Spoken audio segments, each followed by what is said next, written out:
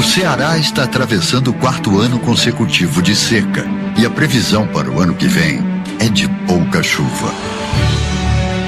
Para reduzir os efeitos da seca e ampliar a oferta de água, principalmente no interior, o governo do Ceará está construindo o Cinturão das Águas, a maior obra hídrica do estado, fazendo novas adutoras, sistemas de abastecimento, implantando cisternas e cavando poços no interior. E você também pode ajudar, evitando o desperdício de água no dia a dia. É muito importante que cada um de nós, em casa, no trabalho, nos condomínios, nas indústrias e na agricultura, use a água de forma consciente, sem desperdício. Uso consciente da água. Cada gota conta. Governo do Ceará. Invista na imagem da sua empresa. Isso convence o seu público e estimula a confiança em seu negócio. A Galeria Estúdio Gráfico é uma empresa especializada nisso e atua há mais de 15 anos nos segmentos da comunicação gráfica e no desenvolvimento de soluções para a internet. Além de criar identidades corporativas e peças de comunicação com conceito e muita criatividade, a Galeria Estúdio Gráfico também desenvolve sites, sistemas web e aplicativos para Android. Acesse galeriaestudiográfico.com.br. Galeria Estúdio Gráfico, comunicação gráfica e web. Via 85 informa a hora certa. 16 horas.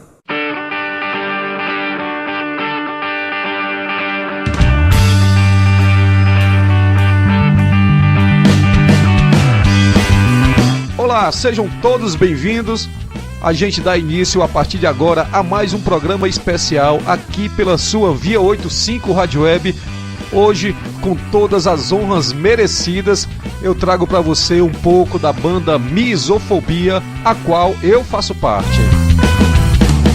A Misofobia teve início em 1993 e gravou durante a sua trajetória 4 demotapes que foram muito bem aceitas pelo público, sobretudo Verdades Pra Quem, o seu último CD. E o que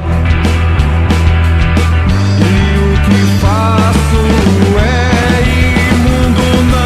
E nessa data mais do que especial, onde comemoramos 20 anos do último disco gravado da Misofobia, da última demo gravada, nós preparamos esse programa trazendo para você uma conversa, um bate-papo muito legal com Paulo Eduardo, Antoine Queiroz e comigo, Alexandre Henrique. Me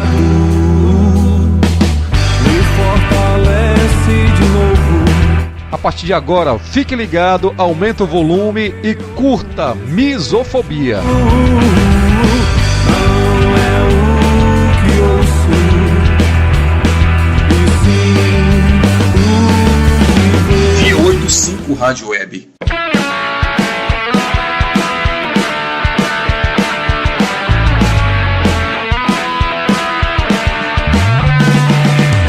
E aí galera, beleza? Aqui quem fala é Paulo Eduardo, baixista e um dos vocalistas da Misofobia. Eu sou Alexandre Henrique, eu sou guitarrista e um dos vocalistas da Misofobia. Olá, aqui é Antoine, baterista e backing vocal da Misofobia. A gente vai conversar um pouquinho a partir de agora. Via 85. Via 85 Rádio Web. Bem, em 1985, quando eu cursava a 6ª ou a 7ª série, não me lembro direito, eu acho que era assim, o início do auge do rock nacional. Discos como Cabeça de Dinossauro, né, foi lançado em 85, bandas como Legião, Ira, Plebe Rude, RPM, Engenheiros, né? Então essas bandas já estavam assim, eu posso dizer que já estavam amadurecendo, porque já estavam no 2º disco, 2º, 3º disco, ou até 4º, né, da carreira. E embora eu não tivesse poder aquisitivo de pegar os discos, né, na mão, eu fui pegar esses discos muito depois, mas na rádio, nas rádios passavam, né, tocavam as músicas, né, e a gente ficava gravando fita, né, gravava fita e torcia até pro locutor não falar e tal. E era assim, nossas fitas eram variadas, né? Tocavam quando você esperava, quando o radialista anunciava agora com você e tal. Às vezes ele não anunciava, a gente pegava, perdia o início da música, mas mesmo assim gravava. E isso foi até bom, essa dificuldade, porque você acaba tendo mais gosto, né? Quando a coisa é mais difícil. Então aí foi o meu início no rock, né? Eu comecei a conhecer rock assim, através das rádios e através dessas bandas maravilhosas dos anos 80, né? E nisso eu morava no Parque Araxá. Eu só mudei aqui para o Conjunto Esperança em 99. Desculpa, em 89. E quando eu cheguei aqui, eu ainda demorei um pouco a conhecer a galera daqui. Eu só fui conhecer em 91, 92, através de um amigo.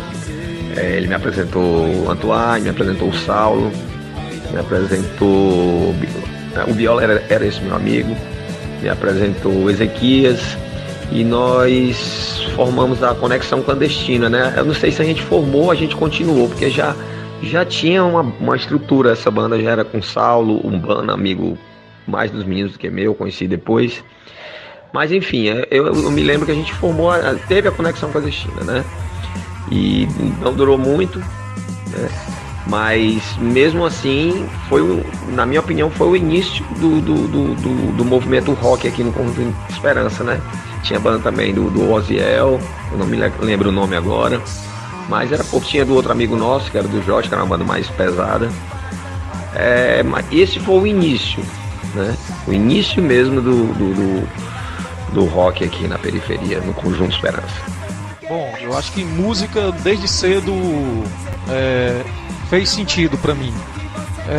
Já morando no Conjunto Esperança, adolescente, acho que com 15, 16 anos talvez, eu já era, né, ouvinte de rádio, já era um amante do rádio e acompanhava aquela programação. As FMs eram muito voltadas pro rock nacional naquele momento, até que surgiu a primeira banda do bairro chamada Conexão Clandestina.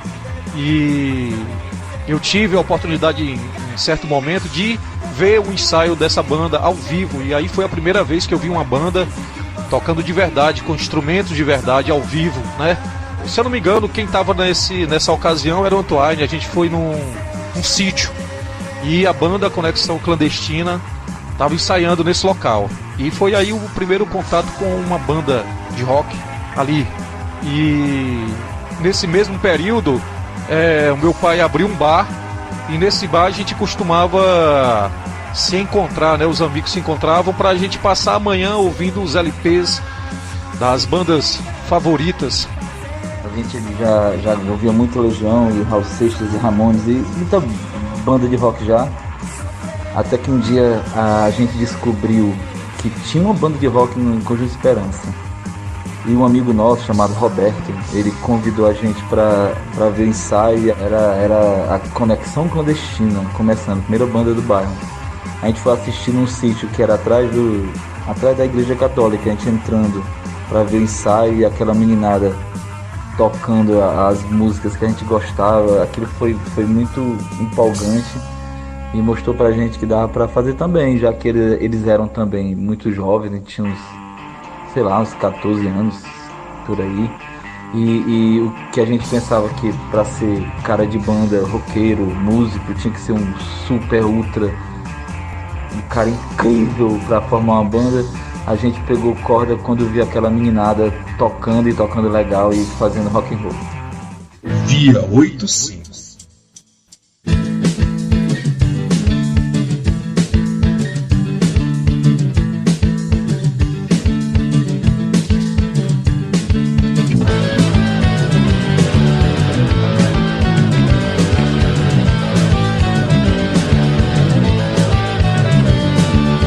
Influenciados culturalmente somos, costumes, hábitos e opiniões, visão do mundo, escolhas dependentes, juventude automata fantoche pro primeiro mundo.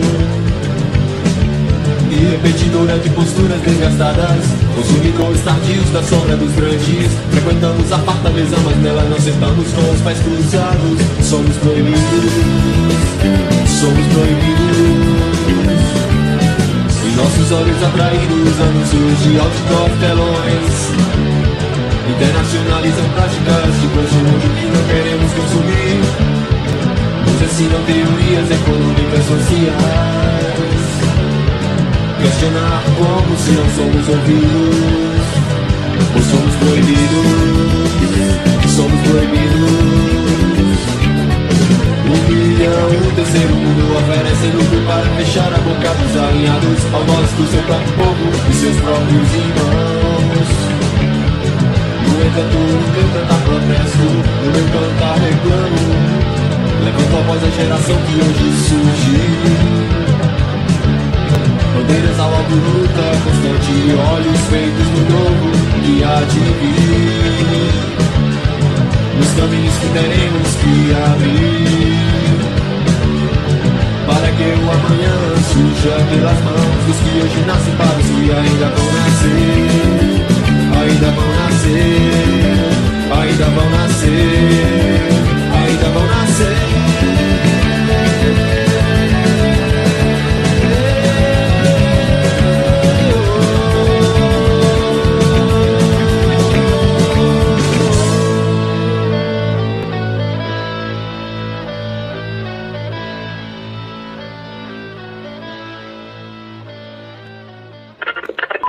Bem-vindo, você está na Via 85. Essa mesma conexão clandestina, essa galera da conexão clandestina, o Saulo, o Reginaldo, o Biola, o Wellington na bateria, a gente foi ficando amigo e eu principalmente, eu começava a seguir os ensaios e as apresentações, eu virei o esperdidinho Ouro Preto deles, eu ficava acompanhando e tentando aprender também. Aí eu entrei na banda no lugar do Wellington, fui aprendendo com eles, não sabia tocar não. Na conexão clandestina, em seguida o Paulo apareceu no bairro, ele veio morar no Esperança mais ou menos em 91, 92, mais ou menos eu acho. E ele apareceu, entrou na banda também, o Reginaldo foi embora para São Paulo. E ele entrou na banda como guitarrista, o Paulo. E ficamos na banda durante uns 2 anos, 1 ano, não sei. E quando a gente saiu da conexão clandestina, a gente pensou em montar a nova banda. Na conexão clandestina também tocava o Lobão, Ezequias, nosso chapa. E quando a gente foi formar a nova banda, a gente não tinha nome ainda, mas a gente começou com esses 3, eu, o Paulo e o Lobão. Já de cara a gente também não lembro direito datas e ordem das coisas, mas bem no começo acho que a gente tocou uma vez só com essa formação de 3. E logo em seguida a gente chamou o Alexandre, e aí a gente deu o nome já com Misofobia. Alexandre, guitarra, Lobão, guitarra, Paulo, baixo e eu, Antoine, bateria. Eu não lembro exatamente quem teve a ideia de formar uma banda, né? Até porque eu via muito de fora, eu era só um dos caras, né, dos amigos que costumavam a assistir, acompanhar as apresentações e tal. A banda se chamava Terceiro Mundo, acho que era isso. E nessa formação, né, com esse nome, era o Paulo, o Antoine e o Lobão, os 3 vindo da Conexão Clandestina, né, da última formação da banda Conexão Clandestina. Agora, a minha entrada na banda tem uma história curiosa, né? A gente foi para um aniversário em um bairro vizinho aqui do Conjunto Esperança, né? Aí a banda tocou no aniversário, enfim e tal. E naquela ocasião eu já estava tirando algum som na guitarra, no violão e tal. E na volta para casa a pé, o que era bem comum naquela época, né, andar muito, a gente vinha a pé e o Paulo, estranhamente embriagado, de repente, né, soltou assim, pá, vamos colocar o Alexandre na banda, sabe, no supapo, no susto. Também é verdade que nesse momento parece que o Antônio não gostou muito da ideia, né? Só que é o seguinte, a banda já tinha algumas composições e estava pensando em entrar em estúdio para gravar a primeira demo. E naquela época, né, tudo moleque ainda, adolescente, nem todo mundo trabalhava ali. E eu acho que esse fato de ser um trabalhador remunerado foi determinante para minha entrada na banda. E curiosamente o Lobão acabou desistindo nas vésperas da gravação da primeira demo. E aí a gente acabou encarando nós 3 somente. E a partir daí ficou definida a formação oficial da banda. O início da Misofobia se deu através do final da banda Conexão Clandestina, onde eu, o Antoine e o Ezequias montamos inicialmente uma banda com o nome Terceiro Mundo, né? Eu me lembro de ter até feito uma logo que era a bandeira do Brasil e tal, e tinha o nome Terceiro Mundo dentro, assim, todo cheio de cores. Era até uma pequena alusão ao disco Black Bloom, né? Que eu já era fã, assim, e tal. Eu fiz uma chupada lá na arte e tal. Mas enfim, e daí logo a gente já convidou o Alexandre, né? Apesar dele ele tá começando a aprender a tocar ainda na época. E até o Trocha, antes de eu chamar o Alexandre, eu falei com o Antoine, que é o Trocha. E ele ficou assim, cara, mas será? Eu digo, não, bicho, o cara se empenha e tal.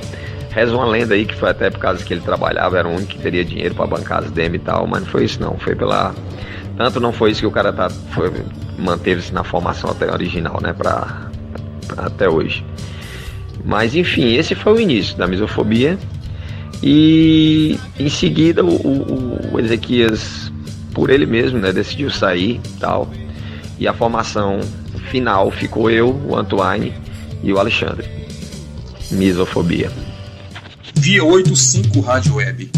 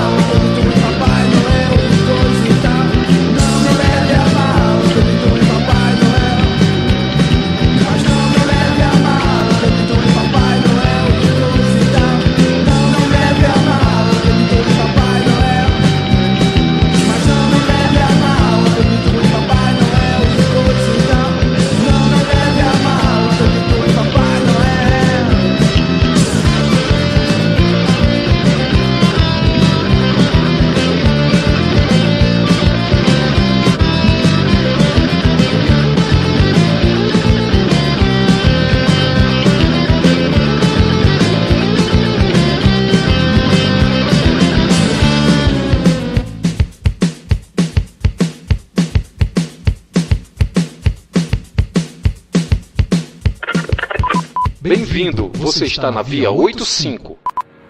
Bom, a Misofobia ela surgiu em 1993. A gente gravou a primeira demo, Também Somos Brasileiros, exatamente nesse ano, 93. Na sequência a gente gravou Rápido e Rasteiro. E as duas primeiras, na verdade, eu contribuía muito pouco, né? Eu acho que o meu papel era mais importante nessa questão gráfica, das capas e tal. O projeto gráfico sempre ficou nas minhas mãos, né? A terceira demo é a Em Dias Iguais.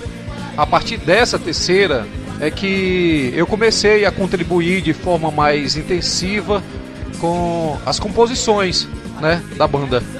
E a primeira e a segunda demo, eu vejo que elas, por mais que tenha uma música interessante aqui ou ali, a minha visão das duas primeiras demos é que a gente estava ainda se alinhando e definindo uma identidade ainda.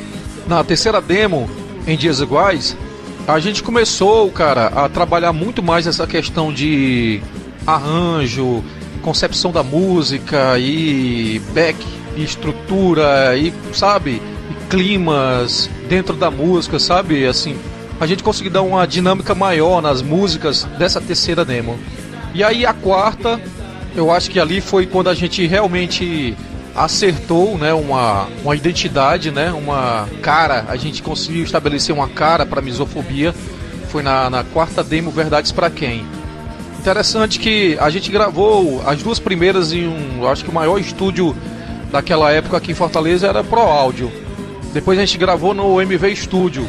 E curiosamente o CD, né, a demo que deu mais visibilidade pra gente e que conseguiu chegar em mais pessoas foi Verdades Pra Quem, que foi gravada de uma forma muito caseira, mas é importante a gente lembrar o seguinte, a gente até já conversou muito sobre isso e a gente acaba só falando, né, que tem uma qualidade muito inferior e tal, que foi gravado de uma forma muito caseira e tal, mas essa demo, esse CD, ele tem um valor muito grande, primeiro pelo valor musical que ele traz, né? As melhores canções, as mais conhecidas, enfim, você consegue perceber o valor musical mesmo numa gravação sem tanta qualidade profissional. E nesse aspecto, eu acho que o CD, né, que a gravação cumpriu o seu papel. Eu acredito que o Verdades Pra Quem tem uma relevância tão grande que eu acho que essa questão técnica acaba sendo secundária. A gente gravou 4 vezes, são 4 demos. A gente chamava de demotape no começo, né, porque era em fita. Depois virou CD. Aí no final a gente chama de disco, 4 discos.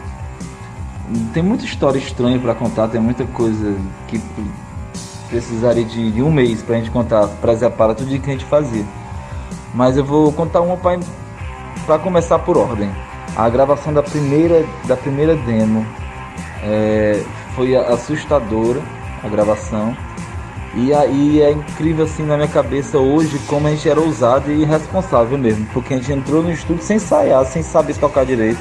O Paulo era o que tinha mais experiência, que tinha tocado antes em outras bandas, já tinha gravado. Mas eu e o Alexandre, principalmente, a gente não sabia tocar direito. Até hoje a gente não toca direito, mas naquele tempo era brabice pura. Só pra ter ideia, a gente gravava no Pro Audio Studio e a gente gravava com bateria eletrônica. E eu nunca tinha, com os meninos, nunca tinha tocado aquelas músicas da demo numa bateria de verdade completa, com os instrumentos. A gente ensaiava em casa com radiola, com violão, ia fazer um negócio meio improvisado na hora. A gente era tão abestado, eu principalmente, tão brabo, que quando a gente ouvia música naquele tempo em som toca-fita terrível, que não tinha qualidade nenhuma, eu nunca tinha percebido, como o baterista da banda, grande baterista da banda, eu nunca tinha percebido que os arranjos de bateria comportavam abrir chimbal. Eu não entendia nem que tinha momento da música que abria o chimbal e ficava aquele negócio mais lá dentro, e tinha momento que a música fechava e ficava mais guardadinha. Por quê? Porque eu não tinha ouvido, não. É porque ouvia-se música de uma forma tão precária que não dava para perceber essas nuances. Então eu estava ouvindo um dia desses essas demos e pensando por que eu não abri a porra do chimbal no momento que a música crescia e abria um refrão, um solo. Era a mesma coisa do começo ao fim. Eu era ruim pra caramba, né, galera? Bom, nós, a Misofobia, chegamos a lançar 4 demos, né? É chamado assim de demo porque não são trabalhos lançados por gravadoras, e sim é produzido pela própria banda, né? Independentemente. São eles Também Somos Brasileiros, Rápido e Rasteiro, Em Dias Iguais e o Verdades Pra Quem, né? Desses 4, 3 foram feitos em estúdio e um foi feito com um certo aparato, né, de equipamento, mas foi feito no quintal de um amigo, né? E além desses 4, tem um que a gente gravou no meu estúdio. Na época eu nem fazia gravação ainda não, mas o Alexandre levou um tape para lá, um gravador de fita, e a gente fez um com mais 12 músicas que nunca foram lançadas, né? Esse foi depois do Verdades Pra Quem, mas nunca foi lançado. Eu tenho até hoje lá. E fatos curiosos sobre gravações a gente tem desde o primeiro dia de gravação, da primeira demo até o dia do último, né? É difícil até falar aqui. Fatos como a gente descer na João Pessoa e ir a pé com todos os equipamentos até praticamente a Francisco Sá, e quando chegar lá o dono do estúdio dizer que tentou entrar em contato com a gente por telefone, que na época telefone era coisa de outro mundo, e que o estúdio não estava funcionando por causa de um ar-condicionado, e a gente voltar a pé todo o caminho de volta, né, e tal. Isso é um dos fatos. Tem fatos como a gente ir pro show do Raimundos e chegar às 6 horas da manhã e simplesmente trocar de roupa, pegar o ônibus e ir pro estúdio gravar. Isso não existe, a banda totalmente louca e gravar sem ter dormido. Tem fatos de passar o dia no estúdio e na hora do almoço sair, nessa saída, sair só para comer castanhola, porque ninguém tinha dinheiro para comer, né? O dinheiro mal dava para gravar as gravações, né, no estúdio. Então, só posso fazer um resumo aqui de fatos curiosos, porque se fosse sentar para contar um deles na íntegra, demoraria assim 1 hora mais ou menos.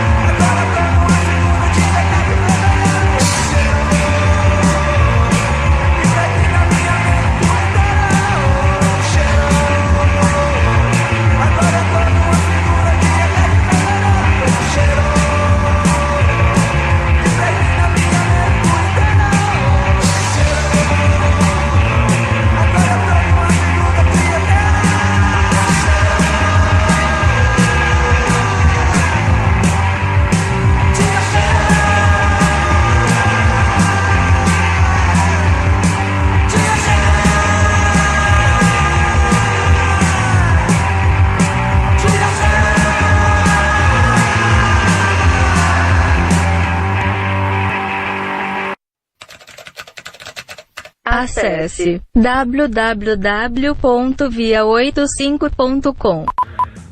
Sem dúvida, quem vai para um show de rock ou qualquer outro tipo de show quer cantar junto com a banda, né? Quer cantar aquelas músicas que já conhece.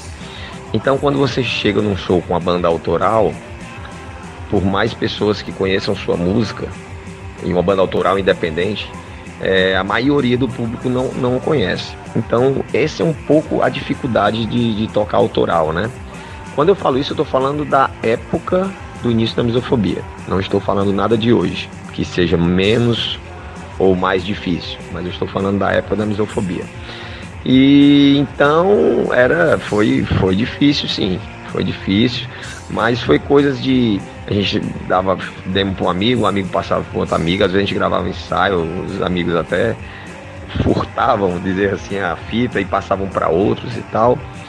E foi se divulgando a banda, né? Foi se divulgando. Tem gente que adora, é fã da Misofobia, vou dizer assim, mas não conhece o primeiro álbum. Já tem gente que gosta mais de alguma música do primeiro álbum e mal conheceu o Verdades Pra Quem e tal.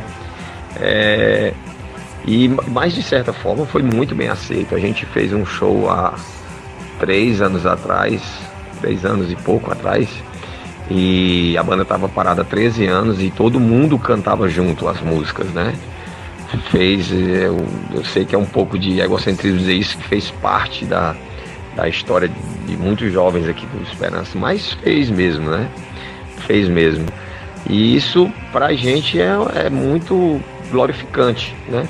Para uma banda autoral, independente, que nunca assinou com gravadora, o grande prêmio, o grande salário, o grande pagamento é justamente a gente ver o pessoal cantando as músicas até hoje e se emocionando com as músicas até hoje e se organizando para esse show que a gente vai fazer, né? Então, só agradecer essa galera, obrigado pelo companheirismo aí com a gente. E por trás disso, a qualidade das músicas, né? Porque só músicas de boa qualidade prevalecem no tempo, são atemporais, dizer assim, né? Porque nossas gravações nunca foram boas. Então, o que se dá disso aí é somente a qualidade das músicas mesmo. Nem a nossa, é das músicas mesmo. Rock and roll. Bom, quando a gente fala de músicas da Misofobia que são conhecidas até fora do nosso eixo, né, da nossa região, né, da nossa cena musical, a gente está falando automaticamente do CD Verdades Pra Quem, que foi aquele que conseguiu chegar em mais pessoas, né, que foi a quarta demo, o quarto CD que a gente gravou. Eu acho que o que torna essas músicas ainda conhecidas, né, e até cantadas por algumas pessoas, eu acho que é exatamente a qualidade musical que cada uma traz. Eu acredito que a gente conseguiu produzir canções de qualidade, com carga emocional, com criatividade, com dinâmica, enfim. Eu acho que todos esses ingredientes somaram para um produto único de qualidade. Eu não sei exatamente, eu acredito que seja isso. É difícil, sempre foi difícil, vai ser difícil toda a vida que alguém se propõe a mostrar a novidade. Sempre difícil. Mas eu acho que a gente conseguiu, sem pensar em que escala a gente conseguiu, eu acho que a gente marcou uma época da vida de muita gente, de muitos amigos, de uma turma incrível. Eu acho que a gente fez a trilha sonora da turma. A nossa turma tem personalidade própria, não só a Misofobia, mas principalmente a Misofobia, a Estética Suicida e a Gueto D8. A gente tinha canções que até hoje a galera lembra e toca nas festas e pedem quando a gente vai fazendo outros projetos. A gente marcou a vida de um bocado de gente. Depois da gente, até por influência dessas 3 primeiras bandas como Orions, como Síntese, a Síntese marcou também demais, conseguem fazer da nossa região uma coisa que parece um mundo paralelo. Não dá para acreditar como é que a gente representa tanto para uma região tão restrita da cidade, já que a gente não alcançou a cidade inteira. Não sei por quê. é questão de desigualdade mesmo, de oportunidade, de distribuição, de cultura, de arte, de informação. É muito complicado concorrer com quem tem os canais de comunicação ao seu lado e as possibilidades materiais de fazer valer o que produz. Pra gente sempre foi mais difícil na beirada da cidade, na periferia, mas a gente não precisa mesmo, a gente não precisava deles, porque a gente já tinha o nosso mundo paralelo. E que é muito, muito gratificante saber que a gente é meio que autossuficiente. A gente é uma turma muito estranha, que quem chega de fora se impressiona. Porque a gente fez diferente. A gente conseguiu criar nossa própria trilha sonora. Via 85.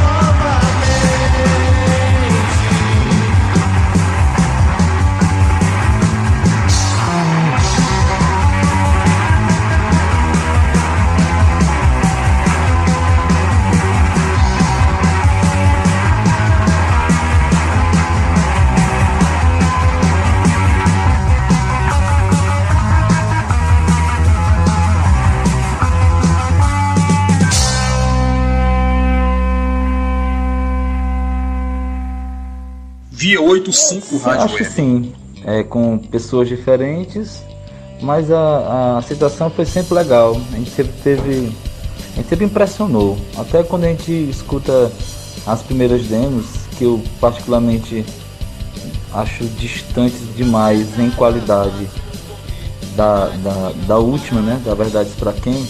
Até essa, quando eu lembro como a galera gostava, eu me impressiono. E até hoje as pessoas pedem aquelas músicas, as primeiras, que a gente acha bem inocente mesmo, tem uma música bem bobinha mesmo. Coisa de que a gente fez, acho que a gente tinha 3 anos e meio. Mas foi bem aceito mesmo, foi impressionante. Eu acho que sim, eu acho que desde o início as músicas da Misofobia foram bem aceitas. Eu acredito que não todas, né, de todas as demos e tal, mas em toda demo tem pelo menos uma ou duas ali que conseguiram chegar bem no público, né? E as pessoas curtiram e curtem até hoje, né? Embora as 2 últimas demos tenham sido mais aceitas, sobretudo a última demo, né, Verdades Pra Quem, eu acredito que as primeiras também tiveram um papel importante. Acho que com menos intensidade, talvez, mas conseguiram chegar. Bom, na minha opinião, as músicas da Misofobia sempre foram bem aceitas, sim. Até porque a gente teve uma variação de público, né, que foi também determinado pela nossa variação musical.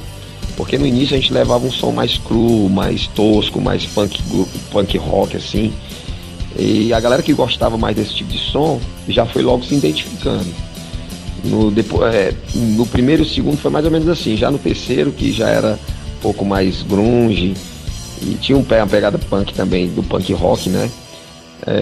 Também o pessoal que gostava um pouco mais dessa vertente também se identificou. Até chegar no Verdade Pra Quem, que também outro público se identificou. Tudo bem que esse público ele se mistura entre si em determinadas canções e tal. Mas então, respondi. Na minha opinião, bem aceito sim, em cada etapa, em cada determinado público. E no final se misturando em um só.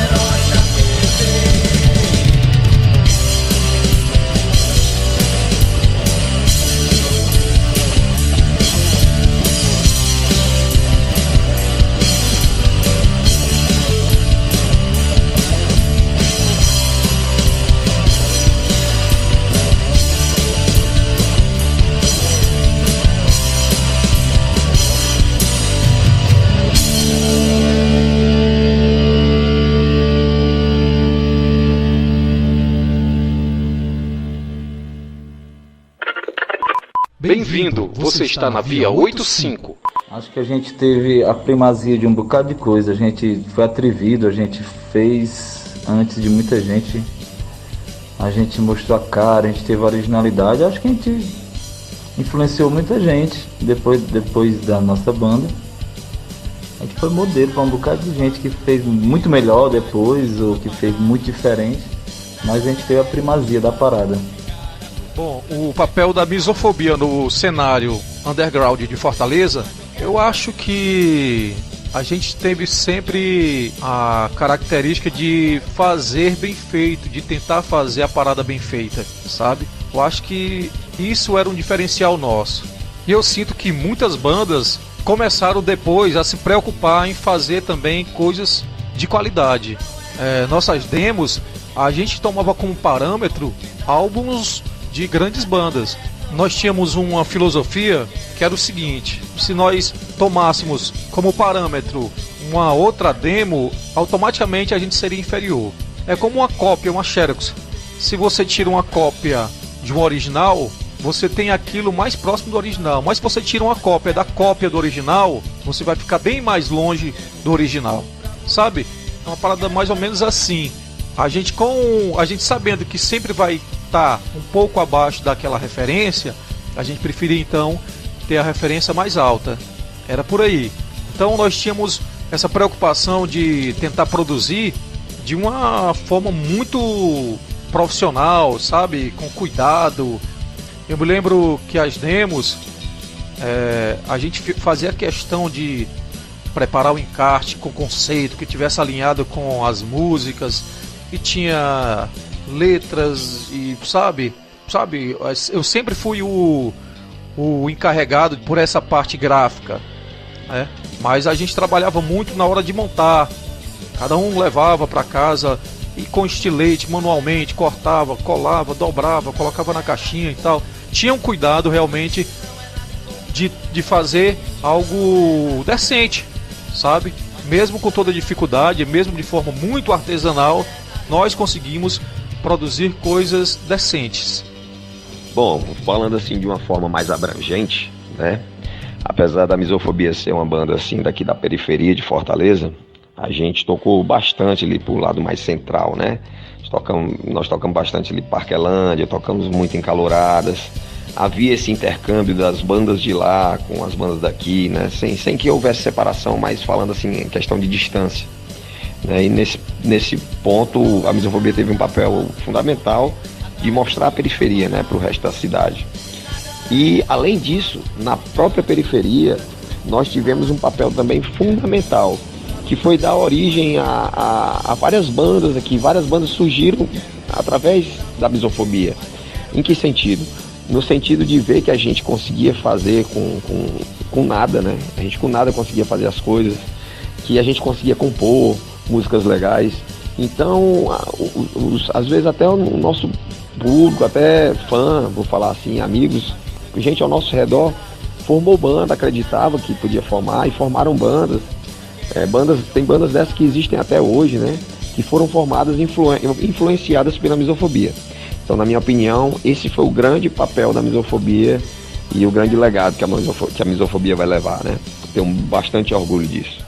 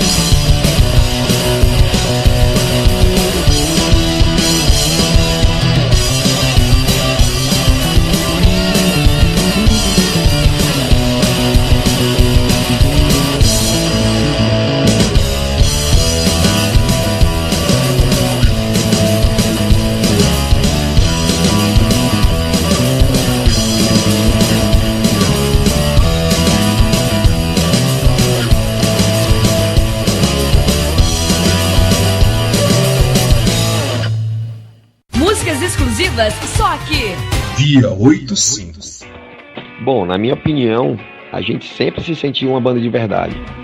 Porque desde a primeira demo até a última, a gente primou pela qualidade, a gente tinha cuidado desde a letra das músicas, passando pelos arranjos até chegar na capa.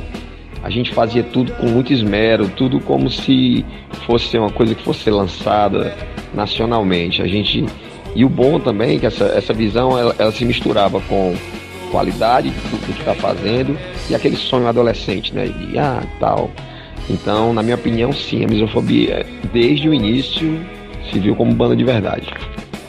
Sempre, toda a vida que a gente inventava de fazer alguma coisa, eu acreditava que a gente era a banda mais injustiçada do mundo. Porque cada vez que a gente gravava, cada vez que a gente fazia um show e a galera gostava, e a gente se emocionava com a música e terminava, eu achava que a gente era uma banda de verdade. A gente era uma banda de verdade, achava nada, a gente era mesmo e pronto. Olha só, eu acho que para responder isso, acredito que cada um de nós tem uma leitura diferente. Eu acho que a primeira vez que eu vi que a gente era uma banda de verdade e tal, foi vendo a primeira gravação, assim, sabe? Eu não sei exatamente se é a primeira gravação, mas foi dentro de um estúdio, ouvindo as músicas prontas, porque era assim, a gente, bem no começo, a gente não tinha todos os instrumentos, né? E a gente, na hora de compor, a gente só imaginava como é que ficaria a segunda guitarra, ou o violão e tal, mas a gente não conseguia tocar simultaneamente com os arranjos que a gente imaginou, né? Que a gente criou para determinada música. Sabe, era muito isolado, sabe? A gente tinha a espinha dorsal da música e a gente começava a criar os arranjos de forma isolada, sem ter acompanhamento, e não tinha uma ideia muito precisa de como iria ficar. E aí quando chegava no estúdio é que a gente tinha a dimensão de como era legal, como poderia ficar interessante, né? A gente, quando via guitarra, baixo, bateria, tudo gravado, tudo já ali meio quase que mixado, né? E aí a segunda guitarra, em determinado momento, a gente via a evolução da música, porra, aí sim a gente conseguia ter uma ideia real da música que a gente tinha feito, mas que não conseguia, antes de gravar, imaginar como ficaria a gravação final.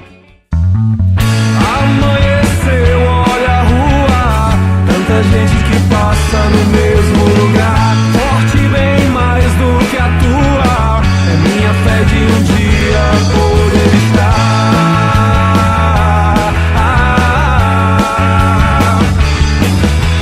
Bem que seja em qualquer lugar, perto de quem pôde imaginar esse dia. A chuva cai sobre o dia, o vento insiste em dizer que o tempo não vai mudar. A minha barba crescia, até que certo momento eu pude notar.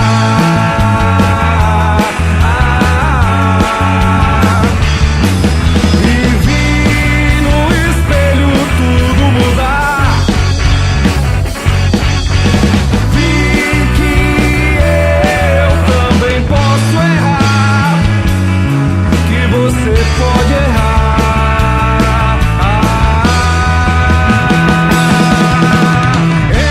Então vem, senta e vê o filme voltar. Vem ver que ainda podemos tentar.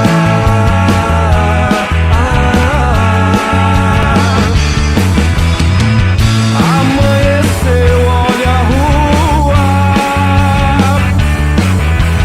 e a chuva cai.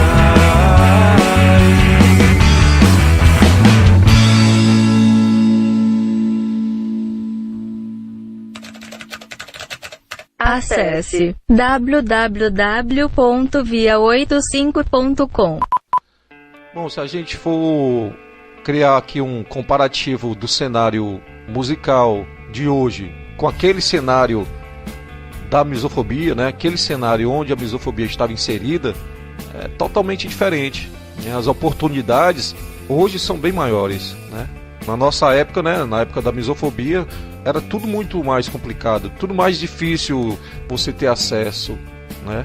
E mesmo assim, com todas as dificuldades, a gente encarou em muitos momentos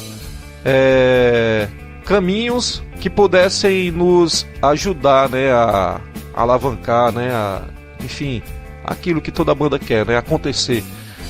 Eu me lembro de vários episódios, cara. Eu me lembro de uma vez que a gente foi pra Aldeota, porque tinha um cara que tava selecionando bandas, não sei, o cara dizia que o cara era produtor e pá. A gente chegou lá, o cara tinha um catálogo, né, uma revista, na verdade tava vendendo anúncio, né, era só isso. A gente tinha que pagar lá para ter uma foto da gente, uma espécie de release e tal. Outro episódio também, surgiu um cara chamado, acho que era Moreira, ou Pereira, não sei. Ele começou a frequentar os nossos ensaios, né, por indicação do Biola. O Biola apresentou a gente e tal. Ele também tinha essa imagem de produtor, né? Falava-se que ele era produtor da Maria Paula. Acho que era. Não, Maria Paula não, uma cantora que até foi jurada aí de um ídolos desse aí. Paula alguma coisa, não lembro agora, porra. Enfim, que ele era produtor e tal, e conhecia, e tinha canais em São Paulo, e sabe? Aí ele começou a frequentar nossos ensaios e solicitou da gente uma quantidade X de demos, né? Já era o Verdades para Quem, eu acho que sim. A gente conseguiu fazer uma pilha de CDs, entregou na mão dele. Tinha um dinheiro para dar, a gente acabou dando também, né? Toda dificuldade, todo chororô, mas a gente deu ali uma grana. E aquilo, né, era para custear o trabalho dele lá de prospectar gravadoras pra gente em São Paulo. E na verdade a gente tomou um cano fila da puta, porque antes de um mês eu pelo menos vi ele dentro do ônibus do Conjunto Esperança, assim, eu via passando na rua e eu vi no ônibus passando, ele na janela do ônibus ali. Pô, esse cara nunca mais deu as caras. Na verdade ele nunca saiu do Conjunto Esperança também, sabe? Enfim, então assim, era difícil, cara. Hoje você vê bandas acontecendo só com o YouTube. O cara botou uma música lá no YouTube, uma música só, não precisa de muita coisa, acontece isso. E aí de repente tem um foco ali, a mídia e tudo, e pá, e o cara começa a ganhar já. Enfim, é uma realidade muito diferente daquela que a gente viveu. Quando a gente pensa num paralelo entre aquele contexto e hoje, o próprio contexto realmente influencia as bandas, normal, né? Ninguém sei lá, neutro quanto ao contexto. Ninguém fica imparcial. E tem uma coisa bem, que é quase um paradoxo, mas eu acho que é verdade. Hoje as bandas têm tanta facilidade de acontecerem, de começarem, de aprenderem, de criarem, de gravarem, de aparecerem, que isso atraiu gente sem essência. Eu acho que é o preço da tecnologia, e não é só na música não, em várias áreas. A gente conversa muito, às vezes eu conversando com o Alexandre, a gente concorda que qualquer imbecil que sabe mexer no CorelDRAW se diz designer. Qualquer boboca que compra uma câmera se diz fotógrafo. Qualquer cara que tem a chance de ensaiar num estúdio que tem bateria, guitarra, baixo, microfone, tudo, ele se acha artista. E ele tem chance de divulgar o que faz.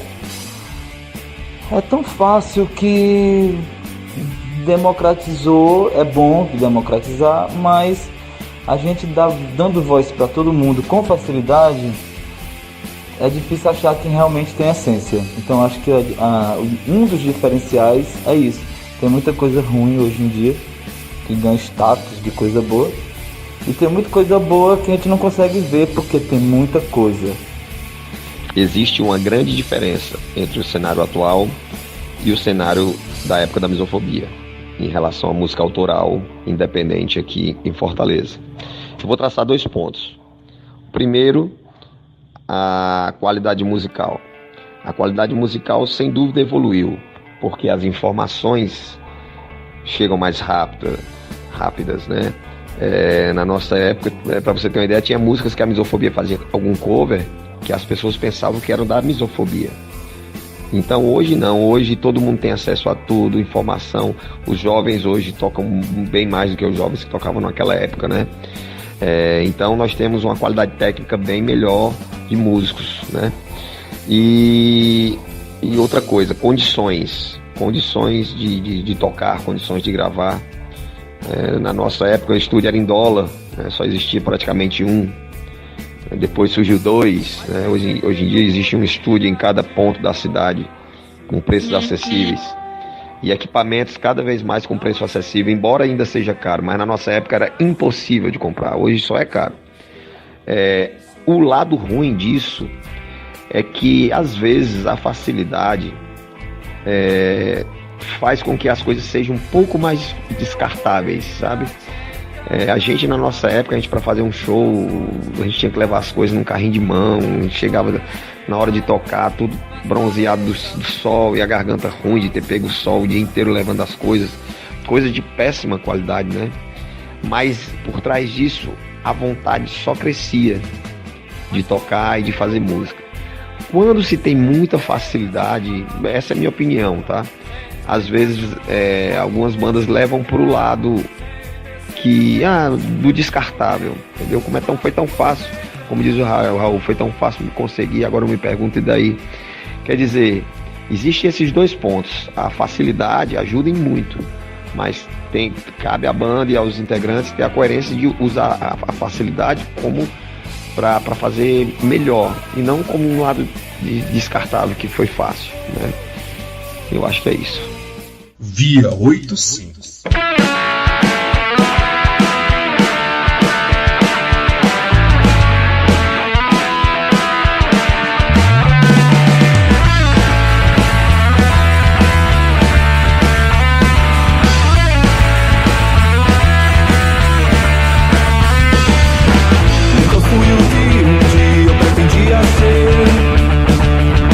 Nem tampouco fiz o que sempre quis fazer. Sei que não sou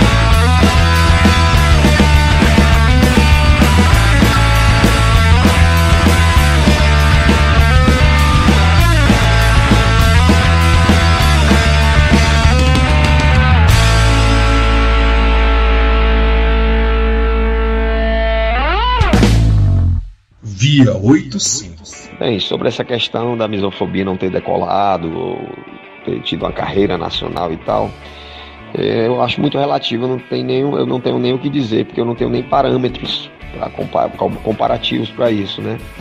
Praticamente, uma banda que chegou mais próximo lá foi o Surto, né? Que, inclusive a gente dividiu o palco com eles aqui no Destock Bar. A gente teve estúdio que a gente estava gravando e eles estavam gravando junto com a gente também, né? Eles tiveram até uma carreira, de certa forma, tocaram no primeiro Ceará Music, mas fora eles, ninguém, sabe? Eu não tenho comparativos. O Ceará nunca foi um exportador de bandas de rock, não que as bandas de rock não tivessem qualidade, mas que sempre teve uma centralização, né? Lá perto das grandes gravadoras e tal. E existe isso pro rock, pro futebol, para várias outras coisas. Enfim, para mim não tenho muito o que dizer sobre esse assunto. Rock.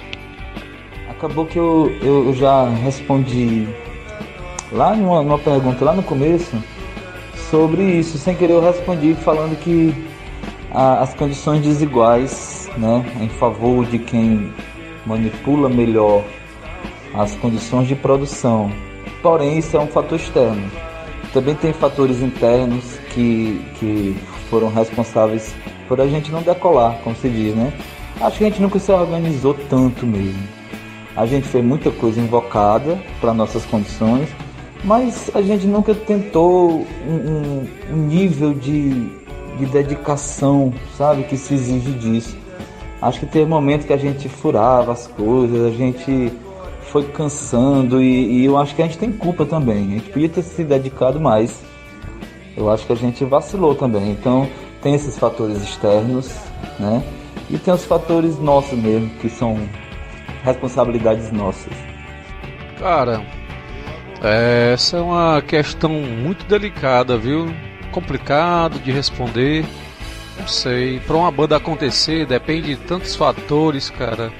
Parece que é um jogo, sabe? Assim, tem que estar tudo alinhado naquele momento.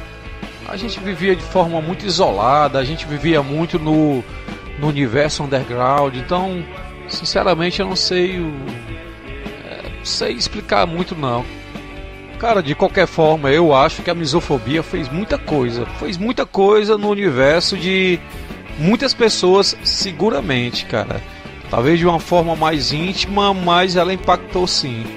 Infelizmente não deu pra ser algo de impacto nacional, mas é da vida. Via 85 Rádio Web.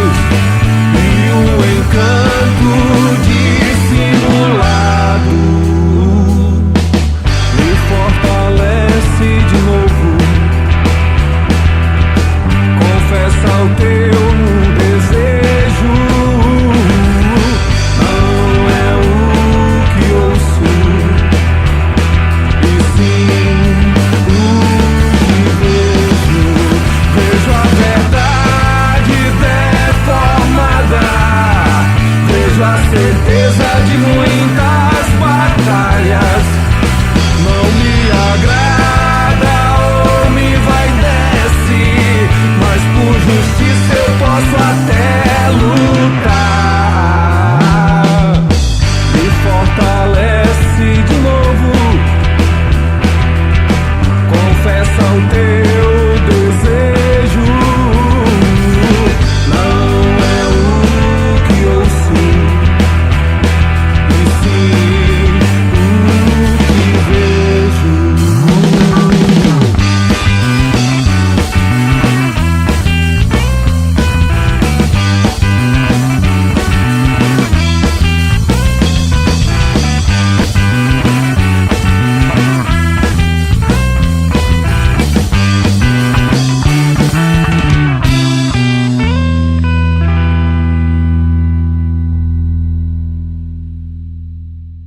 Vai depender dos agrados. Vocês acham que é barato convencer o Paulo a tocar, pagar o cachê do Alexandre? Tem que ter carinho, tem que ter dançarinas e tem que ter massagens e toalhas.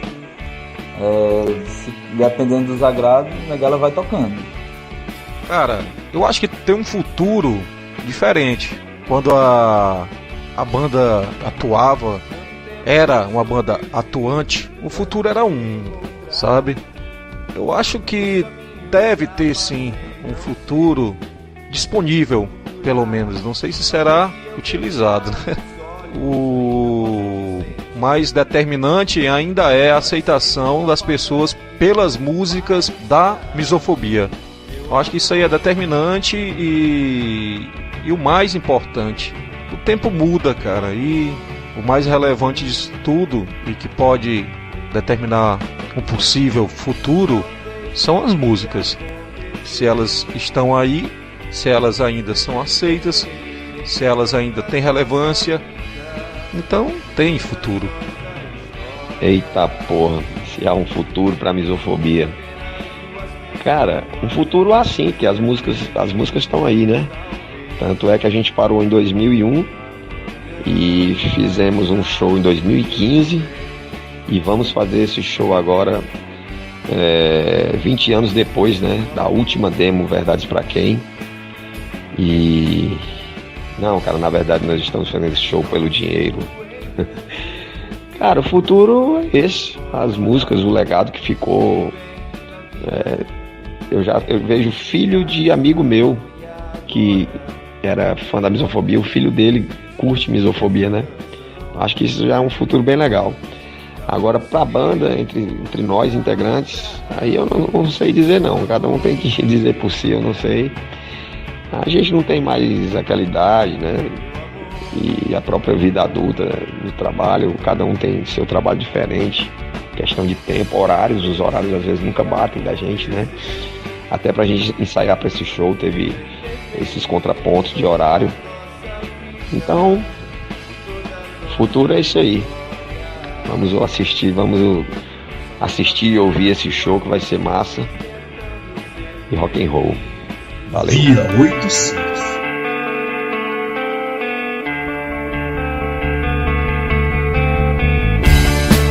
É isso aí, moçada. A gente encerra por aqui esse especial Misofobia aqui pela Via 85 Rádio Web. Muito obrigado a você que esteve comigo até agora. A gente se encontra logo mais à noite no Conde Burger, a partir das 8 horas. Pode chegar, porque hoje teremos uma noite muito especial com Misofobia. Lembrando, o Conde Burger fica na rua Bento Gonçalves, número 703, loja 1, no Conjunto Esperança. Para encerrar, eu deixo vocês com Até Então. Um grande abraço a todos, valeu, tchau. Mas que segredo eu poderia te contar? Se foi só o que falei até então. Não há segredo nem mistério ou coisa assim. Entenda, tudo sempre esteve em suas mãos. E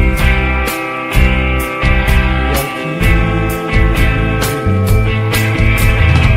mas como que eu poderia te encantar? Além do sol e girassóis que nascem então. Tantas histórias e datas nas paredes, além de tantos passos na mesma direção.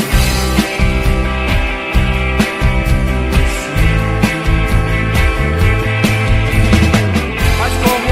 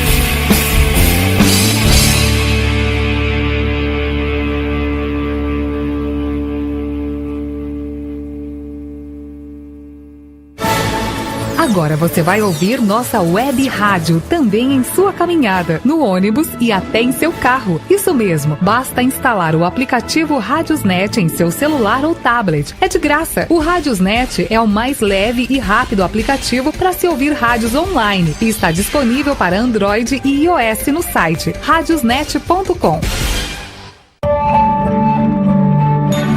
O Ceará está atravessando o 4º ano consecutivo de seca e a previsão para o ano que vem é de pouca chuva. Para reduzir os efeitos da seca e ampliar a oferta de água, principalmente no interior, o governo do Ceará está construindo o Cinturão das Águas, a maior obra hídrica do estado, fazendo novas adutoras, sistemas de abastecimento, implantando cisternas e cavando poços no interior. E você também pode ajudar, evitando o desperdício de água no dia a dia. É muito importante que cada um de nós, em casa, no trabalho, nos condomínios, nas indústrias e na agricultura, use a água de forma consciente, sem desperdício. Uso consciente da água. Cada gota conta. Governo do Ceará. Invista na imagem da sua empresa. Isso convence o seu público e estimula a confiança em seu negócio. A Galeria Estúdio Gráfico é uma empresa especializada nisso e atua há mais de 15 anos nos segmentos da comunicação gráfica e no desenvolvimento de soluções para a internet. Além de criar identidades corporativas e peças de comunicação com conceito e muita criatividade, a Galeria Estúdio Gráfico também desenvolve sites, sistemas web e aplicativos para Android. Acesse galeriaestudiográfico.com.br.